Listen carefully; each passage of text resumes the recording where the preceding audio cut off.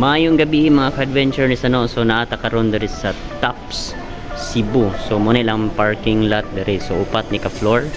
And then diri ra mo naog ang mga passenger and then musakay ta ani ilang shuttle. All right. So diri ang ilang waiting area sa mga passenger na magbiling sa ilang mga sakyanan. Yan musakay ta nilang shuttle. All right. Going to Tops. So, dagan na nakay. Update later. So, muna nila ipang ilang parking lot mga kasano. And then, gafag na dere or info. So, gaulan sad. So, sa kanan sa shuttle. Alright.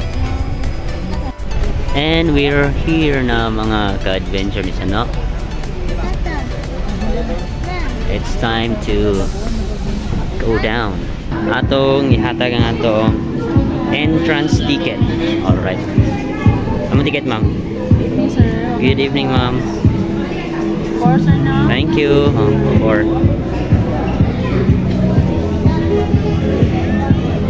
naitatak pa. So we're here at Tops mga ka-adventure ni Sano. Sing ani kalagan si Sano si ka-adventure. So ato na explore mga ka-adventure sa Minare Spud Rocket sa Thai cuisine mga Thailand food dito sa. Alright, later na come here.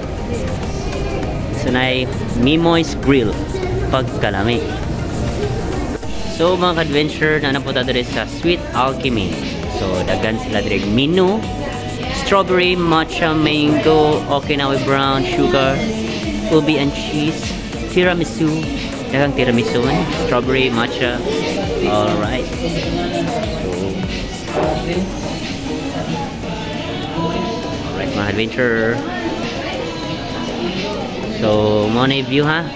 There is Tops mga ka-adventure ni Sano mga master. So sa wala pa kanhi mangan hinata, so wala na ipag, medyo nawala na pud ang ulan.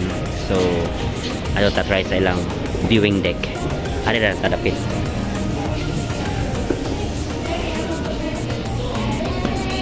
So makita na nato ang city lights sa Cebu.